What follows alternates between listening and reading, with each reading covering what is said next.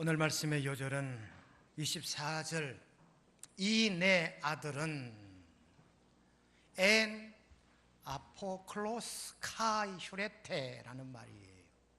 엔이라는 말, 헬라어 원문으로 주석을 하면 3인칭 단수인데 과거 능동태 직설법이다. 뭔 말인지 하나도 모르겠지요. 엔이란 말을 해석을 해야 오늘 말씀이 이해가 돼요. 엔이란 말은 무엇을 했다, 무엇이 있다 이 말이에요. 엔, 이 무엇이 있는, 과거가 있는, 험이 있는 이 아들은 내 아들이다 이 말이에요. 그래서 엔 아포클로스라는 말이 오늘 3번 나와요. 오늘 24절에 이 내 아들은, 그 다음에 30절에도 이 아들이, 그리고 32절에 이 내 동생이란 단어예요. 엔 아포클로스라는 말이에요. 과거가 있는 아들. 여러분, 과거라 그러면 좋은 과거라고 보다 안 좋은 과거를 얘기하는 거예요. 여러분, 추석 명절 고향들 잘 다녀오셨지요? 옆 사람과 인사하겠습니다. 부모님은 모두 건강하십니까? 하고 인사할까요?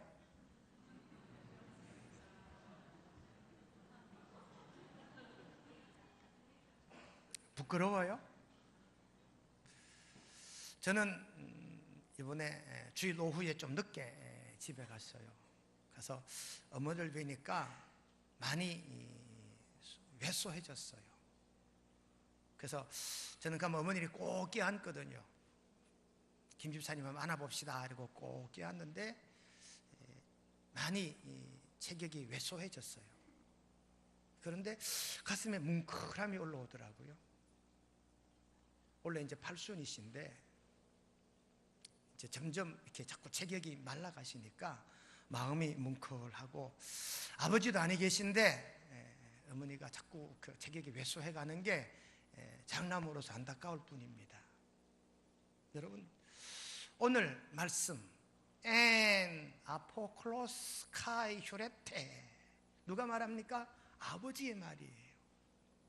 아버지가 둘째 아들에게 이 내 아들은 엔 허물 많고 허랑방탕하고 재산을 낭비해버리고 장녀들과 놀아났지만 그래도 이 녀석은 내 아들이다. 이게 아버지 마음이에요. 추석 명절 고향집을 찾아 부모님도 만나 뵙고 형제 동기들도 만나 뵙습니다. 찾아야 다시 한번 아버지 마음, 부모님의 마음을 헤아리는 오늘 이 시간 되시기를 주님의 이름으로 축원드립니다. 우리 먼저 동영상을 한번 보겠습니다. 아버지의 마음을 한번 헤아려 보시기를 바랍니다. 김수남 선수 거의 신의 경지입니다. 30분 만에 30단을 묶었습니다. 예, 장래나 총만된 농사꾼이군요. 예. 야, 수남아! 너 여기서 뭐 하고 있어? 아버지. 자식, 너 누가 여기 와서 이런 거 하고 있으라고 그랬어?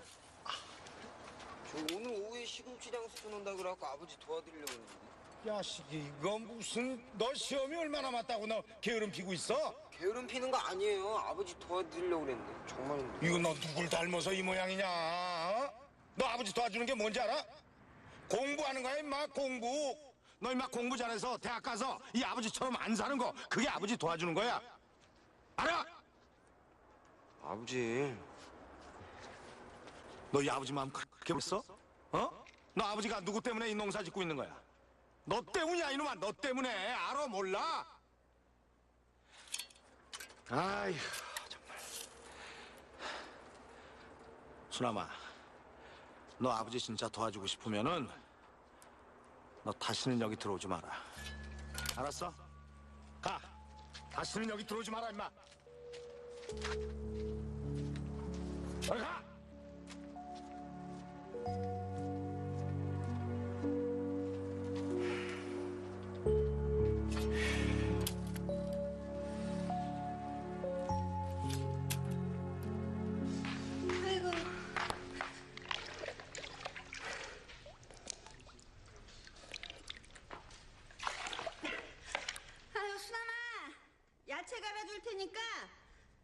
와서 먹고 공부해. 순환아. 순환아. 아, 얘가 또 어딜 갔어? 아유, 정말. 김순아, 너 공부도 안 하고 어디 이렇게 싸돌아다녀? 왜 그래? 난 그냥 아버지 도와드리려고 한 것뿐인데. 아니, 무슨 소리야? 어?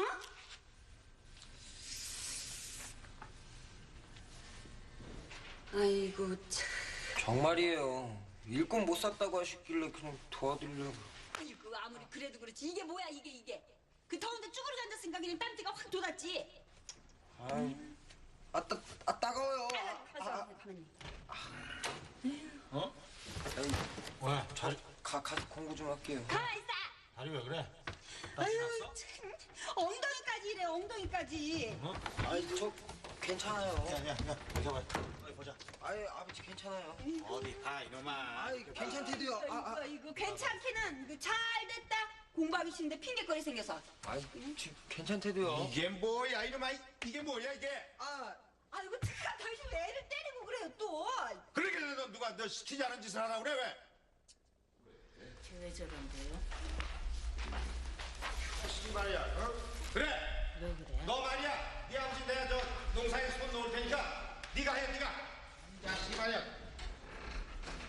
네가 그렇게 하고 싶으면 농사에 네가 다 해봐. 왜 그러냐? 응? 아이고. 왜 애를 때리고 그래? 에이, 뭐 그냥 아이, 좀 말을 안 들으니 말이에요. 아, 말로 타일라지 왜 애를 때리고? 왜? 응? 뭐 내가 세게 때렸냐? 왜 그러냐? 어머머, 아니야. 야 이게 왜 이러냐? 아이고 참 아니야. 세상, 아이 왜 이러니? 아이고 아니라니까 됐어. 아니 뭐가 아니야? 좀 보잔 말이다. 세상에, 아이고 세상에 영희 아버지 얘 등 좀 봐요. 아이고, 아니 어떻게 이렇게 될 때까지, 아이고 어떻게 이렇게 됐냐 그래? 이거 참 괜찮아요. 아니 어떻게 이렇게 될 때까지 얘기를 안 하냐 그래? 응? 좋은 일 하다 보면 다 그렇죠. 뭘 그. 본 미련한 것도 분수가 있어야지. 이렇게 됐으면서 밭에는 왜 나가? 응? 어머니 밭에 하루 안 나가면요 지심이 얼마나 올라오는데 그래요. 너 농사 하루 안 짓는다고 무슨 일 나냐? 우리 집에 식구가 너밖에 없냐? 아이고. 큰일도 아닌데 왜 그래요 어머니 참. 아이고 세상에 이런 것도 모르고 그저 둘째야 약쳐라. 둘째야 그냥 비닐하우스 봐라. 비닐 구멍 뚫자. 아이고 어떡하면 좋으냐. 이리 와 저거 앉아. 얼마나 쓰라렵냐. 아이고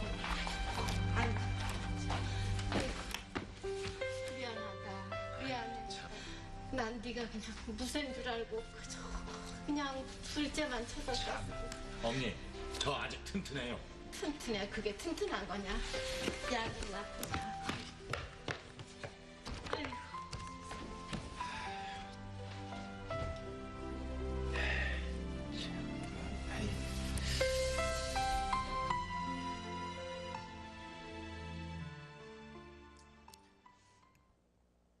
어린 자식을 둔 아버지 마음이나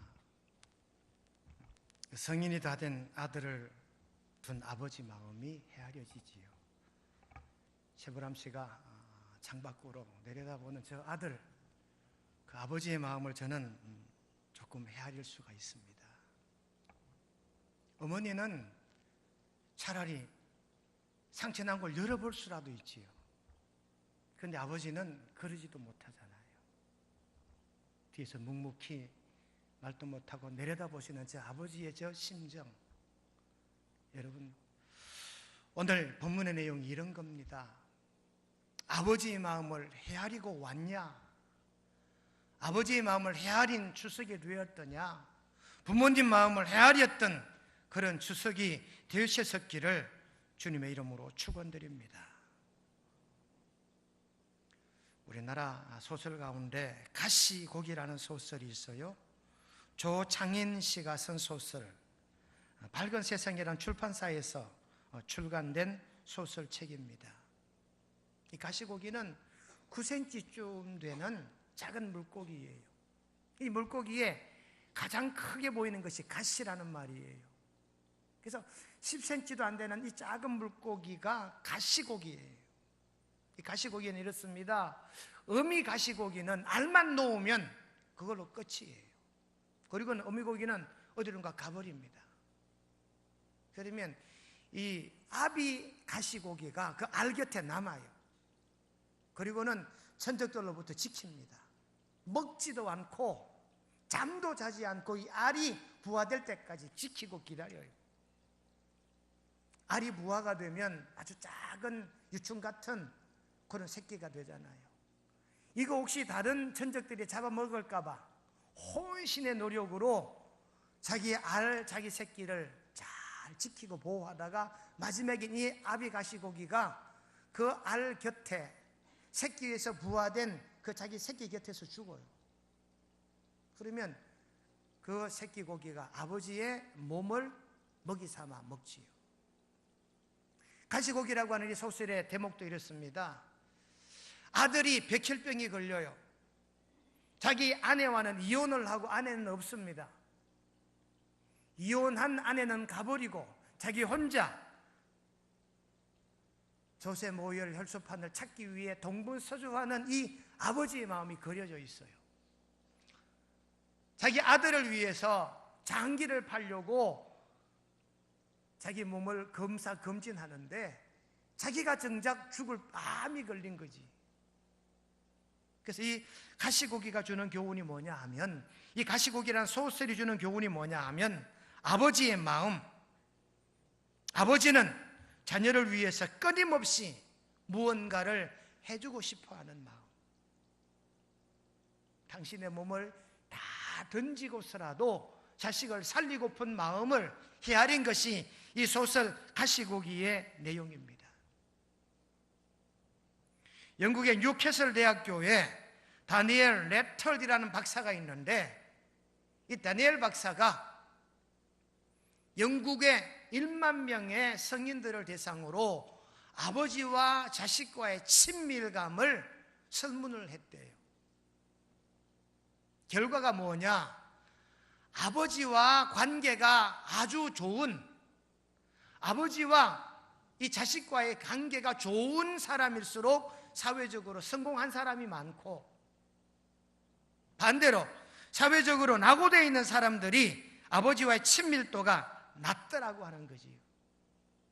혹 아버지와 관계가 좋은 사람은 사회에서 우수한 사람이 돼 있고, 아버지와 관계가 좋지 않는 사람일수록 사회생활에서도 그 관계가 좋지 않더라, 그 말입니다. 오늘 본문은 예수님께서 탕자의 비유입니다. 복음의 원리를 가르치는 내용이 오늘 탕자의 비유예요. 아버지의 마음, 맏아들의 마음, 둘째 아들의 마음, 이 삼부자의 마음을 우리가 점검하며 은혜 받기를 원합니다. 이번 주 카톡을 제가 금요일 보냈더니 어떤 집사님이, 목사님, 이 학가다 전에 한 기억이 있는데요, 그래요. 학가다 한 효과가 나타났지요. 6월 첫 주 본문이 똑같고 학가다가 똑같아요. 그때는 말씀의 초점이 다른 곳에 있지만 오늘은 이 내 아들, 이란 단어, 과거가 있고 실수가 있고 못난 아들이지만 내 아들이다라고 하는 아버지의 입장, 동생이 얄밉기만 한 형님의 입장, 자기 욕심만 차렸던 이 탕자의 입장을 조명하면서 은혜 받는 이 귀한 시간 되시기를 주님의 이름으로 축원드립니다. 오늘 첫 번째 포인트는 형님의 입장입니다. 동생을 본 형의 입장. 오늘 성경 29절 말씀 보니까 아버지에게 이 형이 항변합니다. 내게는 아무것도 해준 것 없으면서 나는 여러 해 동안 아버지를 섬겨 명을 어김이 없거늘, 그런데 아버지의 살림을 창녀들과 먹어버린 이 아들, 이 둘째 아들이 돌아오매 아버지는 살찐 송아지를 잡았습니다. 이게 맏아들의 입장이에요. 여러분, 하나도 틀린 말이 아닙니다. 보탠 말도 아니에요. 이 맏아들은 정말이에요. 아버지를 도와서 자기 가진 최선을 다했습니다. 한 번도 친구들과 놀아난 적도 없습니다. 그런 자기에는 조그마한 보상도 안 타가 자기 것 받아가지고 객지에 나가 허랑방탕한 생활하는 이 둘째는 돌아오니까 잔치를 했다. 이 큰아들의 마음이 섭섭해지요. 동생과 비교하니까 자기가 차별받는 것 같아서 이 형님의 마음이 섭섭하기 그지없습니다. 맞지 여러분? 그러나 감내해야 합니다. 왜? 아버지의 권한이니까요.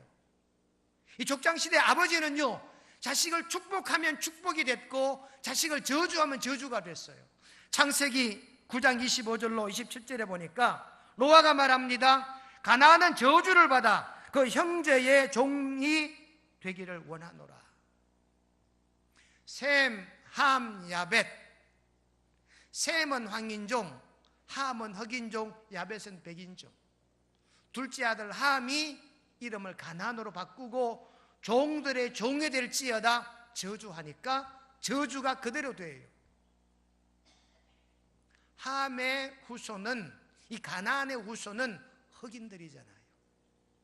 그래서 아프리카나 아메리카나 유럽에 있는 흑인들이 중세까지 얼마나 많은 종살이를 했습니까?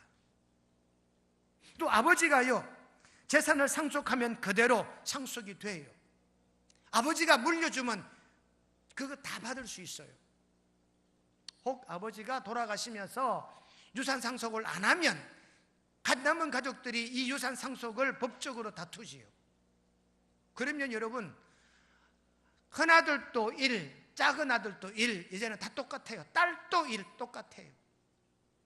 근데 아버지가 둘째에게 주겠다면 다 줘도 돼요. 아버지가 딸에게 주겠다면 다 줘도 돼요. 왜? 아버지 거니까. 첫째나 아들들이 왜 딸에게 줍니까? 항변하면 아무 소용이 없어요. 내 마음이지. 이게 아버지의 권한이요, 아버지가 가졌던 이 가장으로서의 탁월한 자기 권세였습니다.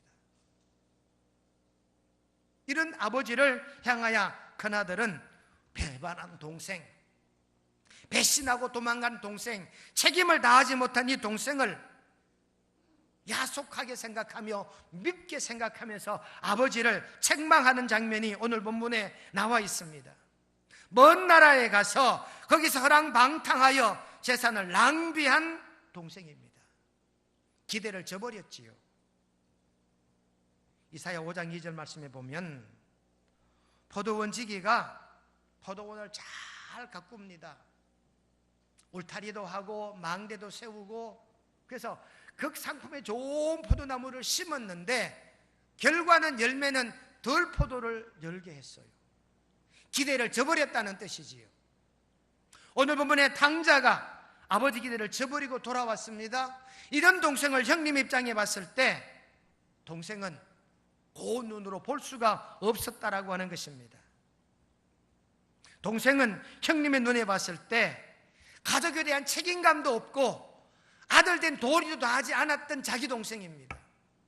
이 동생을 형님의 입장으로 보는데 여러분, 형님의 마음은 이렇습니다. 이건 자업자득이다. 네가 심었으니 네가 거두어야 된다는 거지요. 로마서 2장 8절로 6절로 8절에 보면 하나님께서 각 사람에게 그 행한 대로 보응하시되, 작은 아들이 산 대로 보응된 거예요. 그래서 이 아들은 첫째 아들 이걸 주장합니다. 아버지, 둘째는 지껏 다 가져가서 다 먹었잖아요. 이제는 동생 몫은 없습니다. 이건 자업자득이잖아요, 아버지. 이렇게 형이 말합니다. 여러분, 맞아요. 그런데 뭐가 부족합니까? 형으로서의 덕이 없는 것이, 형으로서의 동생을 헤아리는 사랑이 없었던 것이. 오늘 이 자리에 형제신 교우 여러분, 내 의무 내 도리 다 했다 해도 형님이기 때문에 꼭 가져야 할 것이 덕이요, 사랑이요, 이해요, 용서인 줄로 깨닫게 되시기를 주님의 이름으로 축원드립니다. 두 번째는 동생의 입장입니다. 동생이 어떤 마음을 가지고 돌아왔느냐? 오늘 18절에 보니까 내가 하늘과 아버지께 죄를 지어사오니 지금부터는 아버지를 아버지라 부르지 않고 아버지를 주인이라 부르는 종이 되겠다는 거예요. 둘째 아들은 자기 모습을 돌아보면서 뭐합니까? 회개합니다. 아, 잘못되었구나. 맞아요, 잘못되었어요. 이 아들은요, 둘째 아들은요, 지극히 이기적인 아이였습니다. 누가복음 15장 12절에 보니까 아버지, 재산 중에서 내게 돌아올 분깃을 내게 주소서 하는지라. 여러분, 둘째 아들의 분깃은 없습니다. 그냥 짐작으로 아버님이 돌아가시면 저 중에 한 반틈 3분의 1 정도는 내 것이겠지, 이 정도밖에 없었어요. 그런데 이 둘째가 아버지에게 이기적인 생각으로 내게 분깃 달라는 거예요. 그런데 아버지가 이걸 주지요. 그러니까 재급만 받았던 이 둘째는 아버지의 슬하를 떠나 먼 곳 타향으로 가서 거기서 허랑방탕하여 거기에서 모든 재산을 탕진하고 줄여 죽을 정도로, 굶어 죽을 정도로 될 수밖에 없었다는 사실입니다. 여러분, 어린 나이에 과도한 돈을 가지면, 과도한 재산을 가지면 교만할 수밖에 없고 타락할 수밖에 없었다는 사실입니다. 솔로몬이 이걸 너무나 잘 알아요. 하여 솔로몬이 기록한 잠언 18장 12절에 보니까 사람의 마음의 교만은 멸망의 선봉이요, 재산으로 교만했던 둘째 아들이 결국 패망의 멸망의 선봉이 되었다, 그 말입니다. 해서 이 둘째는 아버지에게 고백합니다. 내가 아버지께 죄를 지었습니다. 여러분, 이 둘째 아들에게는요, 꿈도 소망도 없었어요. 그냥 아버지 재산 받아가지고 한번 신나게 놀아나 보자, 이게 둘째 아들의 생각이었던 것 같아요. 아무 목적도 없이, 만약에 목적이 있었더라면 큰 도시에 가서 장사라도 했겠지. 그걸 어떻게 잘 자기 재산이니까 관리하고 잘 이 재산을 늘리려 했겠지요. 그런데 이 둘째는 아버지 슬하를 벗어나서 거기서 먹고 마시고 즐길 뿐입니다. 그러니 모든 재산을 탕진할 수밖에 없었지요. 목적이 없어요. 여러분, 오늘 우리 시대, 우리 다음 세대들의 큰 문제가 뭔지 압니까? 목적이 없다는 거예요. 이 꿈이 뭐냐? 그때 달라요. 이게 요즘 아이들의 답이에요. 이 꿈이 뭐냐? 그때 달라요. 아침에 다르고 저녁에 다르고 1학년 때 다르고 3학년 때 달라요. 그러니 뭘 준비할까요? 어떤 목적을 가질까요? 1년은 이쪽 목적을 달려가고 그 다음에는 다음 목적을 위해 달려가고, 목적 없는 삶을 산 게 둘째 아들입니다. 그래서 둘째 아들은 시쳇말로 낭비해버리고 허랑방탕한 탕자였다는 거지요. 이 탕자의 삶의 결과가 뭐냐? 오늘 17절 하반절에 보니까 나는 여기서 줄여 죽는구나, 나는 여기서 굶어 죽는구나. 여러분, 둘째는 책임감이 없었습니다. 가족 애가 없었습니다. 아버지에 대한 일말의 효심도 없었습니다. 여러분, 나는 둘째이기 때문에 부모에 대한 책임이 없다고요? 아닙니다. 유산 상속도 형님과 똑같이 나누어 가지면 둘째, 셋째일지언정 책임과 의무도 똑같다라고 믿는 둘째, 셋째 우리 교우님들이 되시기를 주님의 이름으로 축원드립니다. 세 번째, 아버지 입장에서 봅니다. 오늘 성경 14절, 아버지가 24절 이렇게 고백합니다. 이 내 아들은 죽었다가 다시 살아났고 잃었다가 다시 얻었노라. 자기 재산 가지고 집을 떠나버리니까 죽을 줄로만 알았지요. 잃어버렸다라고 생각했죠. 그런데 이 아들이 다시 돌아왔습니다. 그런데 아버지는 이 아들을 야단치지도 않고 미워하지도 않아요. 여러분, 미워하지 않는 이유가 뭘까요? 하나입니다. 아들이기 때문에, 내 혈육이기 때문에, 못난 자식이지만 과거가 있고 실수가 있고 잘못이 있고 허랑방탕하였고 낭비하였지만 창기들만 놀았어도 내 아들이라 그 말이에요. 야는 이는 이게 아버지의 마음. 여러분, 아버지가 첫째 아들을 보기는 어땠을까요? 아이고 이 녀석아 좀 형다워라. 이거 다 네 거들 낀데 그래. 그 송아지 한 마리 잡았다고 그렇게 뾰루통하냐 이 못난 놈아. 맏아들을 향하여 그렇게 아버지가 야단 칠 수도 있지 않겠습니까? 근데 이 아버지는 큰아들도 달래요. 둘째 아들도 불쌍히 여깁니다. 이게 아버지의 마음인 줄로 깨달아 들으시기를 주님의 이름으로 축원드립니다. 다윗의 셋째 아들이 압살롬이잖아요. 압살롬이 왕자로 있을 때 자기 친구들과 쿠데타를 모의합니다. 그리고 아버지를 축출하고 자기가 왕이 돼요. 다윗은 자식에게 쫓겨서 구사일 생으로 생명을 구해서 저 광야로 달아납니다. 다윗이 정신을 차리고 보니까 셋째 아들 압살롬이 쿠데타를 일으켰어요.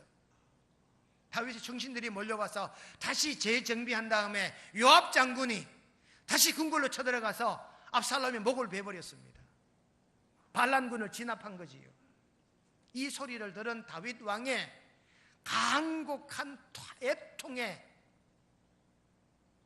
절규가 뭐냐? 사무엘하 18장 33절에 보면 내 아들 압살롬아, 내 아들 압살롬아, 내가 너를 대신하여 죽었더라면 압살롬 내 아들아 하더라.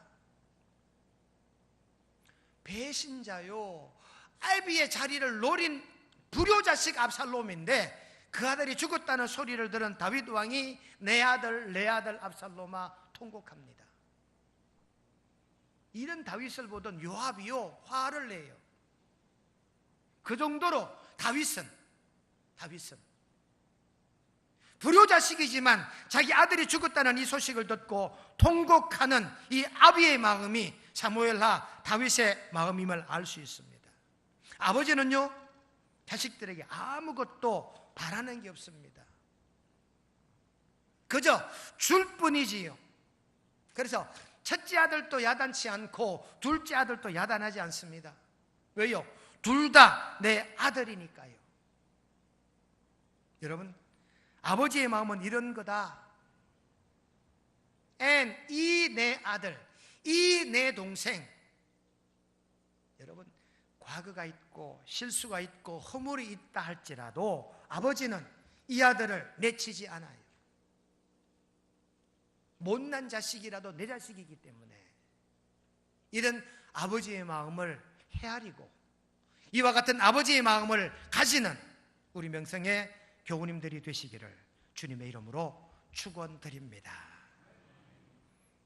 거룩하신 하나님 우리 아버지, 당자의 3부자를 각자 입장에서 묵상하며 아버지는 못난 아들이라도 창기와 노란한 아들이라도 내 아들이라고 미워하지 않는 아버지의 마음을 우리가 헤아립니다.